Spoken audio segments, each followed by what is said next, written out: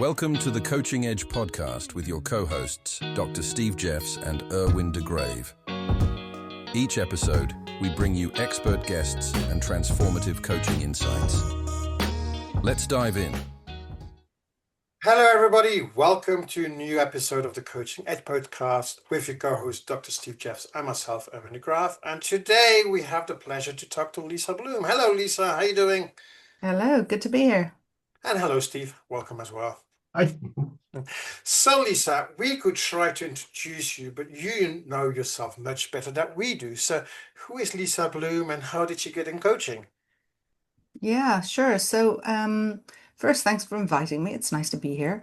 So my background is actually in learning and development. And if I answer that question honestly, like kind of how did you get here? I would say rather reluctantly initially. So I found people in my life saying, "Oh, you should be a coach, you should be a coach." As I was transitioning into, I didn't know what. And I had been in learning and development for quite a while. I had just moved countries. I had young kids. I knew I didn't want to go into another corporate kind of blood-sucking 80 hours a week type role. And when people said you should be a coach, I was like, no, no, no, I want a real profession. And I was kind of like, coaching is a fad, and this is not, I'm more serious than that. That was my initial thoughts, which is obviously quite ridiculous. But I decided to take a course, and I was completely converted because I loved it. I just loved how it made me feel, what happened. I always said, I could do lots of things by myself, but when I had a coach, I seemed to do more and do them better. So that was a very cool awareness. And so I retrained, I'd been doing a little bit of coaching before in learning and development, but then I took this quite substantial course, the end of which I decided I was going to be a coach, which was very exciting. But then, of course, I thought, well, who wants me to be their coach? And I had no idea what to do to build a business. But along that journey, I suddenly actually discovered storytelling. And I discovered storytelling as this thing that I'd been doing all my life and I hadn't really paid attention to. And I also discovered that it felt like there was something very similar about storytelling and coaching that I couldn't quite understand initially, but began to explore what that meant. And it was something around the feeling you have when you're in a great coaching session and what it's like to be a listener to a story, what it's like to be in a story and suddenly seeing the potential for yourself and this whole new world. And that seemed very similar. And so I suddenly had this idea, wow, what if I were to become a story coach? Like, what if I were to take storytelling and use it in coaching? And suddenly everything started exploding in my mind, and kind of that's how it started. So, yeah. Wow. Storytelling. Go ahead, Steve. So how do you use story in coaching? I know training a lot of coaches, we're often saying intrude on the story, and coaches Yeah. say, don't you tell stories, and it's client-centered, and we gotta but yet story is absolutely a powerful resource. So what have Yeah. you learned about using story in coaching? Yeah, I mean, there's two core ways that I think are really important for storytelling and coaching. And the first is it's simply this idea that we actually kind of define ourselves through our stories. So the way I describe it is how, something happens when something happens to us, and it could be something quite minor, like you bump into someone or you notice something or you see something happen, you read an article in the newspaper. The most basic human desire is to go tell someone. And so we rush off and we tell someone, we tell our colleagues, we tell our parents, we tell our kids, we tell our friends, our partners, whatever. And when we tell them about this thing that just happened, it's quite interesting because probably only less than 5% of what we tell is pure fact. And the rest is the story we're telling about it, like what we remember, what we make up, or, what side of the bed we got on in the morning makes a difference, our education, our prior experience, all that. We create the story of what happened. And the fascinating thing that I began to notice was that the story that we tell of what happened, not only is it not true, we act as if it's absolute truth. We act as if this thing just happened, it fell upon us, and it's absolute truth, and it will never, ever change. When we've actually made it up, by and large. And so I began to notice, well, hang on a sec, if this is what we're doing with our experience, then we're creating these stories, we call them true, we are amazingly attached to these stories. Like we are committed to these stories, whether they serve us or whether they don't. And many of them don't. And so I started looking at the stories that don't serve us, and I started asking, what if we could reframe these stories? What if we could change these stories? And this is what coaching is, right? In a sense. And when you use the tools of storytelling and the core competencies of coaching and you pull them together, then people change their stories and they change their lives. So I'm against the kind of thing that you guys may have said in the past, which is, forget the story, don't let them go into story. And I'm like the opposite. Tell me your story, because the story is the key to everything. And when I say story, I don't mean going off rambling and going off on tangents. I mean, actually tell me what you're believing. Tell me what you see. Tell me what happened. And that story is the key to really the way they see the world and all the things that they're not willing to look beyond and all the ways that that is often holding them back. Yeah. So that's one way. And then the second way is, should I go into the second way? Yeah, please go. Oh, okay, so the Absolutely. second way, I just feel like I'm talking a lot. The second way is what I noticed when I started getting into the coaching world and going to lots of conferences and meeting up with other coaches was that coaches, by and large, are really bad at talking about what they do in a way that's compelling to clients. They just are. I mean, and they're also, and so many of them are such wonderful people, but they're not making a living, or they can't, find um, the right way to attract people. And I discovered this myself firsthand, because when I was this kind of shiny brand new coach, I remember going out for coffee with a friend of mine and saying to her, yeah, I just found coaching, I'm going to be a coach, I'm so excited. And she asked me this one question that completely shook my world, because she said to me, so why would I hire you instead of all these other, these established coaching companies, and these people are like psychologists who become coaches. Why should I hire you? And I started doing that thing we do when we don't know what to say, where I'm talking and qualifying and retalking. And eventually I'm like, I have no idea. I have no idea. And I realized I had no real story to tell about being a coach. And so what I discovered through meeting all these coaches who were probably immensely great coaches, but just could not get a client, was that they needed to be telling a more powerful story about what they do and who they are, so that people would be attracted to their work. So a big part of my work and a big part of story coaching is helping people, whether they're coaches or business owners or whomever, to tell the right stories that are going to attract clients, that are going to sell their products and services, that are going to actually be a great reminder for themselves of how great they are. Because a part of it is confidence in telling a story. When you tell a story about what you've done or who you are, your clients, or whatever, and you feel good about it because it's true, then you're selling without having to feel uncomfortable, and you're marketing without even realizing. And it's just a really, really cool way to get yourself out into the world. About stories, what makes a story great? Because when you're talking about story, my mind immediately went to movies, to TV series, that the story is key in there, and Mm. emotionally, the emotions and psychology are really important. So what makes, say, if someone wants to write their own story, what makes a story great? So the real telling of a great story is when the person who hears the story sees something in it that reminds them of themselves, or helps them see something in themselves that they never even knew. That's the real sign of a great story. And it's not about the storyteller, actually. It's about the listener. And so the hero of the story has to be the person who's listening, who can imagine what's possible for themselves. That's why it's such a perfect way to talk about, to kind of coach through. So when you're, whatever story you're telling for, and again, it also depends on what the story is for, right? So if you're telling a story within a coaching context, it's absolutely not about you as the teller, but it's something that will help your client see a possibility that maybe they're not able to see, or see themselves in a way that they've never seen or they've forgotten.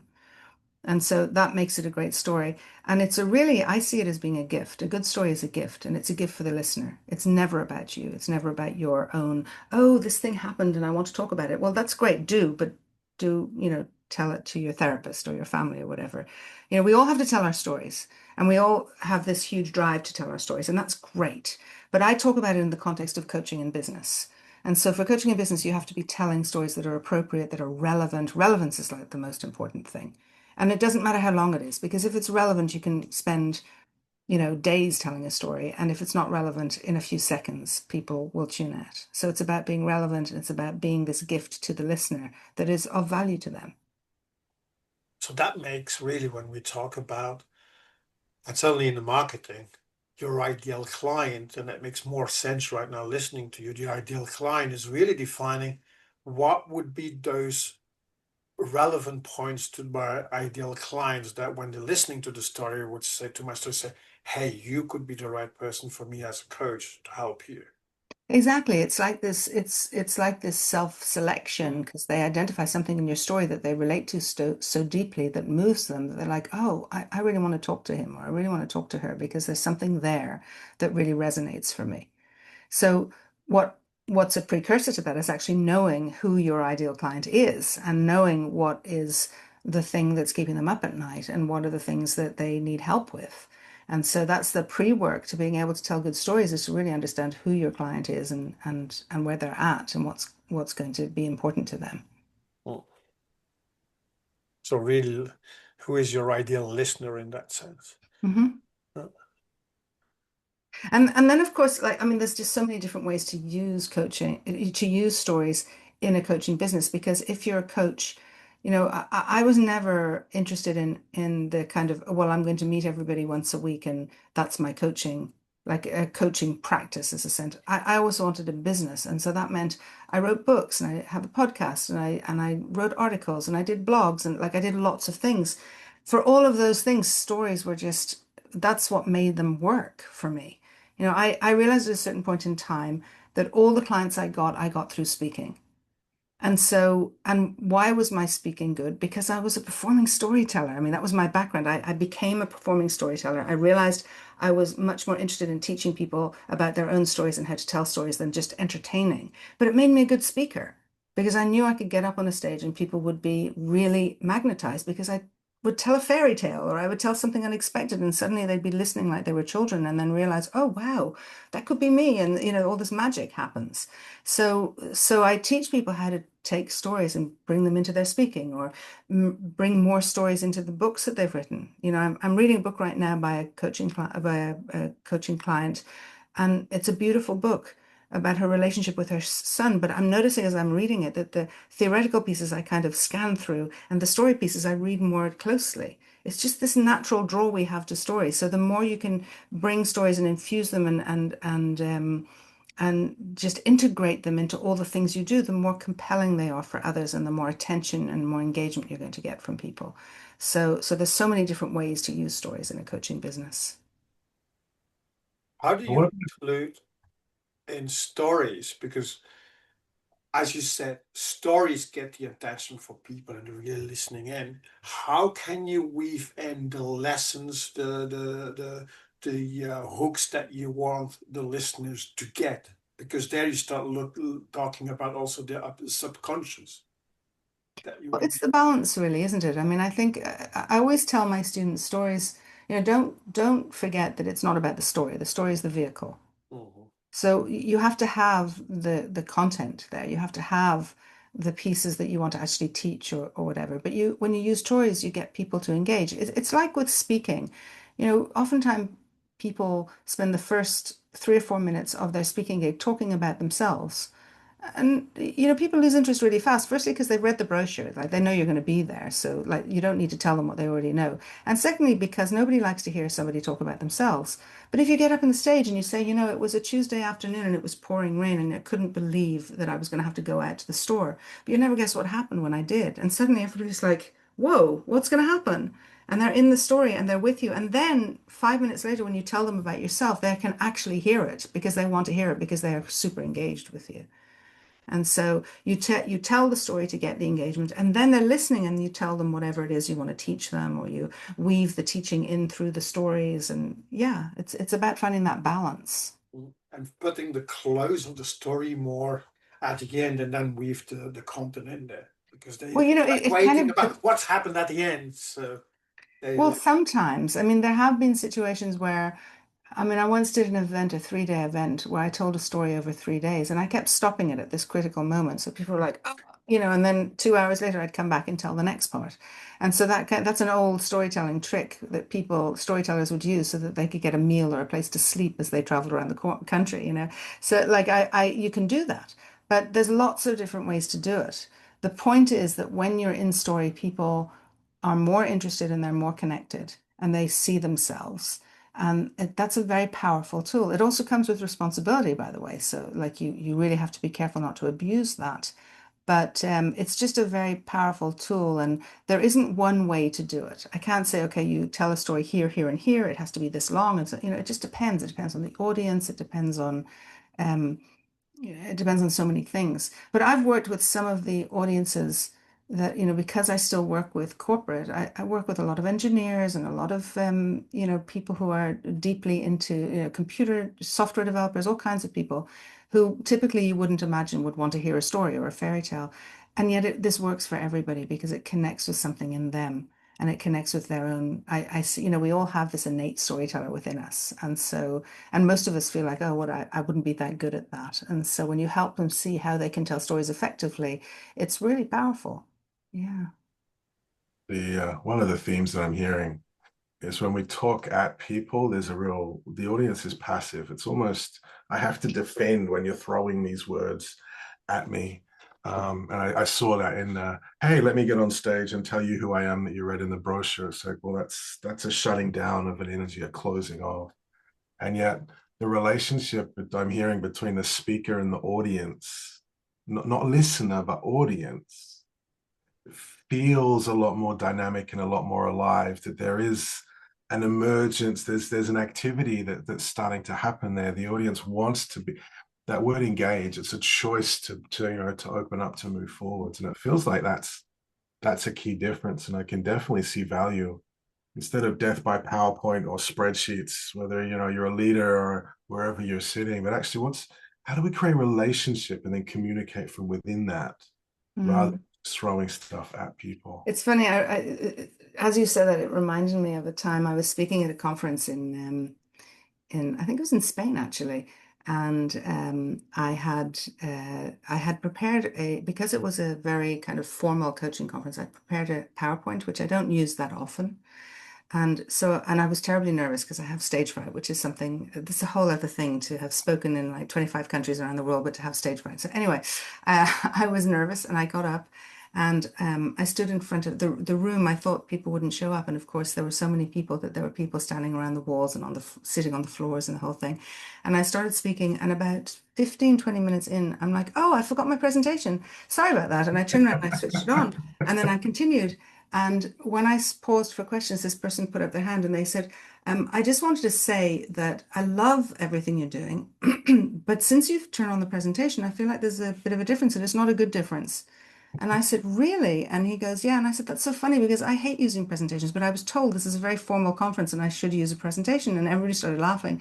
So I said, so is it okay if I turn it off? And everyone was like, I could see some heads nodding. So I said, okay, let's do a test. How many people think I should turn off this presentation and just continue the way I was? And 80% of the people put their hands up. I'm like, great, fantastic, amazing. Switch the thing off and continued. So yeah, I mean, there's just definitely something more dynamic with the audience when you approach it because like what I'll often find is if I ask people to share a type of story, and I sometimes do this at the beginning of a session, it's hard to get their attention back because people love sharing stories so much that they don't want to stop. And so, I teach them this story tech, kind of an old storytelling trick of how I say something and they say something and I say something and they say something and then it quietens them all down. And like I do this whole interaction with them and I say this because I know if you start telling stories, you won't want to stop, and then you won't want to listen to me anymore. And you know, there's this very strong drive for people to share stories, and there's something that really lulls people into a safe space when they're in story. And if you have paid, I'm sure you've noticed, like I'm using a lot of coaching words here, safe space and engagement and, reframing, like this is all, and that's what I kept seeing when I was studying storytelling and studying coaching around the same time and realizing, gosh, there's so much similarity here. And there's so much ways that they can empower each other. So yeah. Yeah, Oh, fascinating. how can you use story to rewrite the story that people have? Because that I think it's really powerful. Telling a story is one thing, which is really Yeah. another direction. How can you help people to change that story? Yeah, I mean, there's some very powerful questions you can ask people around their story that helps them reconsider it and reframe it at times, and often understand that it actually doesn't always exist in the way they thought it does. And so part of it is I also tell a lot of stories when I'm coaching, when I'm teaching, when I'm speaking, because it's in the telling that people remember their own stories. But if I hear a story that somebody is telling me, and I can hear that it's very deeply a perspective. There isn't a lot of what I can see as kind of objective truth in this story. There's a lot of ways that I'll ask them to reconsider it, and partly talking about, when was the first time this thing happened or this story emerged, and look at what was happening at that time, and look at, like, sometimes I'll ask a person simply, "Oh, wow, is that story true?" And then they'll kind of stop and almost shake themselves and go, of course. Well, actually, wait a minute, and kind of reconsider. Or sometimes I'll say, wow, that's a really powerful story you're telling. And they'll stop a minute and go, that's not a story, that's what happened. And I'm like, yeah, yeah, it's a really powerful story. And then suddenly when they start saying, oh, this is a story, as in somebody's telling it, as in somebody made it up, as in, maybe there's truth, maybe there isn't. Or sometimes I'll say to them, wow, that's an interesting story. Whose is it? And again, it'll be a shock because, you know, when they're saying something like, well, I can't do that, I'm like, oh, that's an interesting story. Whose story is that? Suddenly there is, oh, yeah, I had this parent who always said I couldn't do it, or I had a grandparent, or I had a teacher. And then suddenly they realize, and I said, well, if they weren't telling that story, what story would you be telling? Or if you would like to tell a story? Or sometimes I'll say to a person, okay, if that's the story of the past, how would you tell the story of the future? I remember working with a woman some years back and saying to her, your assignment for this week is I want you to write the story of your life, a day in your life 5 years from now. And I said, and there's no limits, no limits at all, just write it. And she wrote this beautiful story. I remember because she described the home she was living in, and she described she had, I think, a child, and she described having three children, and she described, this beautiful surroundings and how the pace of her day. And once she'd written that story and we talked about it, she realized that she was living in the wrong place. She hadn't actually had the conversation with her partner about the amount of children she wanted to have. She was in the wrong profession. Like, she realized so much because she'd suddenly created the ideal, magic wand. I often say, take a magic wand. What do you want it to look like from now on? And suddenly that story is so vastly different from how they're living that it impacts. I think I've kind of gone off on a tangent there, but basically it's asking interesting questions around the story they're telling to help them see that they actually own their story. And what if you didn't want to own it the way it is? What if you wanted to change it? What would that look like? And because the connection between the story we tell and pure fact underneath it is often very, very thin. There isn't a lot of connection. And you can take it to difficult places as well. I mean, I lost my father at a very young age. My father was in his 60s. I was just before I was about to get married. My father died very suddenly. And for a few years, the only story I ever told about him was how much he suffered and how much pain he was in and how alone he was and how much he missed. And it gave me great pain to talk about him like that. In fact, so much so that I couldn't talk about him. I couldn't talk about him without crying. And then one day I realized, and it was around the time that I started really delving into this story work, was that I had made up all those stories because I had no proof that he was in pain. I had no proof that he was alone. I had no proof that he was frightened. I didn't know any of that. In fact, he wasn't. He was in a hospital. He was surrounded by people taking care of him. He was, he'd seen my mother a few hours before. I mean, all kinds of things that I had made up.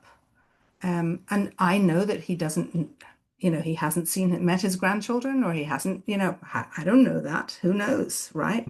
But as long as I told those really painful stories, I was stuck in grief. And the minute I could tell the stories of my memories or of, the things about him, then suddenly people started saying to me, wow, if I didn't know he'd passed away, I thought I would think he lived around the corner. And he lives in all of us now. So it's a completely different relationship. And it's all because I could change the story.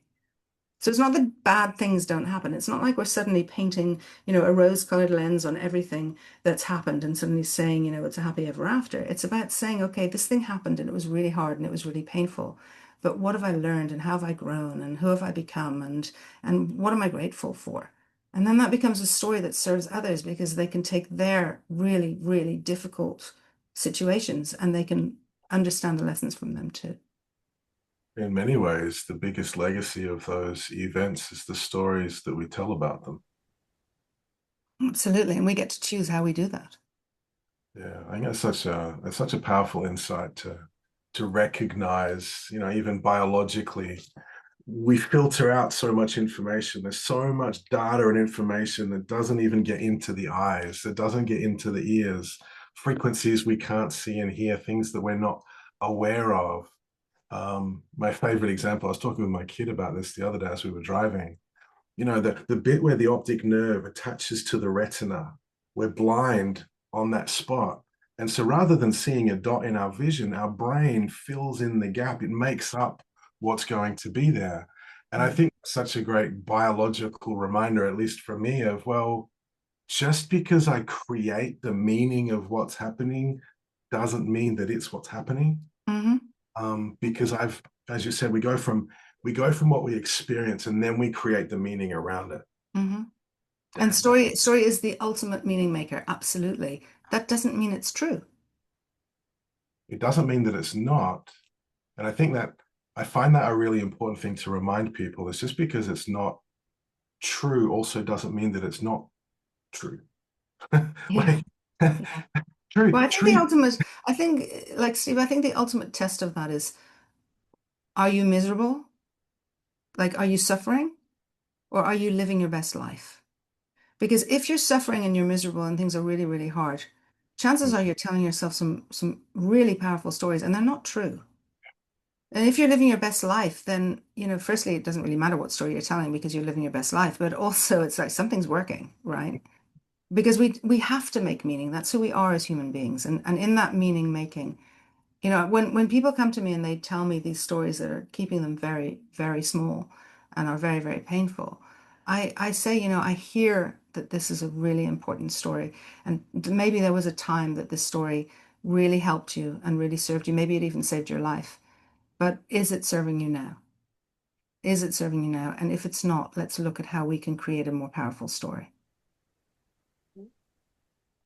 So it's not dismissing the stories because they're irrelevant. It's saying I deeply respect these stories and I'm ready to let them go. But sometimes that creates also the conflict between people. So like in relationship or so that each one something happened, but each one create their own story about it, which sometimes creates those conflicts because they saw both exactly what happened, but they Yeah. for emotional or parts, they create their own story that could conflict, and that where conflict generates. Yeah, absolutely. And I mean, take any couple and ask them to remember something that happened 6 months ago, and they'll both remember it completely differently. I mean, you go out for dinner, one will remember the walls were red, the other will remember they're blue. One was eating pizza, the other was Chinese. Like they completely remember it completely differently. And part of it is because we are constantly filling in the gaps, filling in the pieces. We have a conversation and we're so busy with what we're about to say that we're not even listening half the time. And that's where coaching skills are so important. And so we remember what we were thinking, we don't remember what was actually said. So yeah, definitely. I think Yeah. that's probably why, couples therapists talk a lot about the stories we tell. Um, there's definitely space for conflict within story. And that's why I think it's important not to hold on too tightly to your story. But ask my husband, like he probably wouldn't agree I do that very well. Yeah, so it's tough, but it's also I think at the end of the day, I'm not in the business of therapy. I'm in the business of helping people through story, um, create the story that serves them best, right? And again, it's not making up stuff. It's about interpretation. It's about finding meaning. It's about serving others. It's about being able to face the things that are hard to face. Sometimes we make up stories because it's too hard to look at things as they are. I get that. Again, that's why it's a survival thing sometimes. So it's just at the end of the day, like, is this story serving me? Like, does it matter that the walls were green or red or that we ate pizza? Like, does it really matter what we remember? And agreeing that we both remember things differently. So it doesn't become a conflict, it becomes um, a co-creation in a sense. That's what you do with you in your coaching sessions. You co-create with your clients, so you can co-create that story around what they have. Hmm. Yeah, I think it's one of the biggest advantages of working with a coach is that the coach sits outside our story and gets to bring, just by way of being there, a different perspective. And that can often free us because, as you said before, we often get so stuck in our own stories, we forget that there's stories. Hmm. And that's a trapped place to be in. So for us as a coach to recognize both our own stories and do our own work and get out of the ones that are sticking, or, and I love this reminder as well, or reflect on the story, become aware of it, and choose to get back in it if that's the one that you want to be in. Yeah, Um, that's so true. just No, because you're, yeah, go ahead. yeah, no, I was just remembering like one of the first times that I did this kind of spontaneously was when I became, I trained to be a storyteller. And after my course, my first course that I took, we had a performance. And I remember throughout this entire course, I just felt like I'd come home. Like it just felt like this was the thing I was supposed to do. And when I would tell people that I was studying storytelling, I remember I told my brother, my older brother, that I'm studying storytelling. And he's like, Of course you are. And I said, What? And he goes, You've been telling stories since you were like 2 years old. And I'm like, I have? He goes, Totally, totally. And I had no realization of that. Anyway, um, I remember when I got on the first stage where I actually had to tell a story and I looked out into this audience. There was a lot of people, about 100 people, and I told a story. I chose an old Irish tale, so I felt kind of it was a very familiar story, and I told the story. And afterwards, there was huge applause, and people stood up, and there was like great excitement. My storytelling teacher was right there, and she was so enthusiastic, and it went really, really well. And I remember while I stood there basking in this applause and all this attention, I remember having this voice inside me that was saying, "You're such a fake." And I was really surprised because genuinely I felt like this is something I'm supposed to do. Like I'm actually good at this. I'm supposed to do this. Why am I telling myself I'm a fake? And I didn't, I didn't do anything about it. I got off the stage and I thought about it for a few days and I kind of just thought, okay, I'm going to sit with this and try and figure out what the hell, like what is this? And a few days later, I remembered this moment in my childhood. I was probably about, I don't know, 6, 7 years old. And we had some guests over for dinner. And after dinner, we were all sitting in the living room. There was coffee and whatever. And I remember one of the guests turned around to my older sister and said, So, what are you going to be when you grow up? And she said, I'm going to be an actor. I'm going to be on stage. And I remember feeling in that moment this feeling of disappointment because what I knew to be true for sure is that there's only ever one actor in a family, and that's clearly got to be her and not me. And therefore, I can never be on a stage. And so that was just something that happened. And, years went by. My sister went nowhere near stages. I did lots of acting groups and did all kinds of, I studied film and television and I was in all kinds of stuff and was, started writing and I wanted to do radio and I did all kinds of stuff.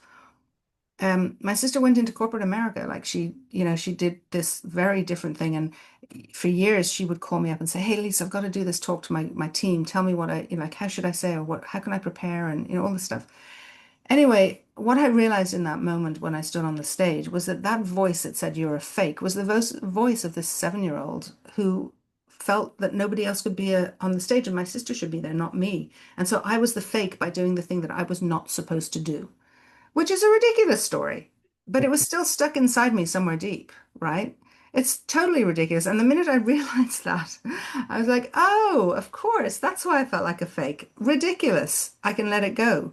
So sometimes it's not even this big job of, reframing and going through your whole psyche. Sometimes it's just realizing, my goodness, I'm holding on to something that's so ridiculous. And you can just say, oh, okay, now I know where it's from. I can just let it go. And I felt fine afterwards. Never felt a fake again on stage. Still felt nervous, but never felt a fake. Yeah, yeah. What is it about stage rage and being good on the stage talking and have that stage fright. What is going on? Oh, well, for me, it was very clear. I had a stage fright incident as a young kid. I was in a performance in my school, and the room, it's actually a really funny story. There were 650 students in the school. I get up on the stage. We're singing. We're the youngest kids in, like, the youngest class in the whole school. We're singing. I have a solo. I was so proud I had a solo. I come out and start singing, and I forgot my words. And the whole place burst out into laughter. And then I went back and we did more of the chorus, and I went back again to sing a little bit more, and I forgot again. And so I came off that stage thinking like I was an absolute idiot and I was like just crazy and I should never be on a stage and people are always going to laugh at you. Like that was just something I carried with me for a long, long time. The thing that's really funny about this story, I mean, I discovered some years later a fantastic way to um, manage stage fright. And now I teach people how to do it, and it works because I mean, obviously, I get up on stages all the time and I still feel nervous, but I get up on stages because I have this like four-part thing that I do, and I developed it spontaneously without even realizing, because I had to manage it because I knew I wanted to do this and I was very nervous. But here's the thing that's really funny is, like, literally, I don't know, 5 years ago, um, I was with one of my sisters, and she was in the audience that day. She was in the senior class, and I was in the junior class. It's like 5 years, 6 years between us. And I was recalling this event that was so horrific, where everybody was laughing at me. And she looked at me and she goes, "Is that how you remember it?" And I said, "Yeah, that's what happened." And she said, "But Lisa, we weren't laughing at you. We were laughing with you. We thought it was on purpose." And I was like, "What?" And she goes, "Yeah. Are you telling me it wasn't on purpose?" And I'm like, "No, it wasn't on purpose." She goes, "Oh my goodness, because I can tell you everybody thought this was just comedy and it was on purpose. And that's why we were laughing with you." This is 40 years later. I swear, 40, like, this is insane. So, yeah, I mean, that was crazy. So that happened. But yeah, so stage fright is a thing. Some people, I think there's very few people who don't have stage fright, but that doesn't mean you can't do the thing you want to do. It just means you've got to learn ways to manage it. So yeah, that's what I do. Wow. Well, what a great story to reflect the power of story. Yeah, Um, I think in very many ways meta. kind of encapsulates everything you're speaking to. You know, our whole life influenced by one interpretation of what happened, only to be, well, shattered by a different perspective. I'm just so excited that you were able to not be trapped in that story and keep all of the brilliance that you're bringing into the world hidden behind, locked away, that, you know, behind that little key, but you've been able to find ways to let it out, to help others let it out. For those that have been inspired, excited, or just really curious to learn more, how can people find you? Yeah, thank you. So I'm at story-coach.com. And probably the best thing to do is to go onto the website. There's all kinds of resources there, free resources, particularly my book, The Story Advantage, which they can download for free, the audios. So that's probably the best way. And I'm story coach everywhere else. Yeah. Fantastic. Well, Well, thank you very much, first of all, Lisa, for the great storytelling Thank you. and stories you told and telling about stories. I think it's really powerful. So thank you very much for your time, and thank you very much everybody else for listening in to the this episode of the Coaching Edge podcast. And we'll see you for the next episode. Thank you very much. Bye. Thanks for tuning in to The Coaching Edge. Until next time, keep coaching and keep growing.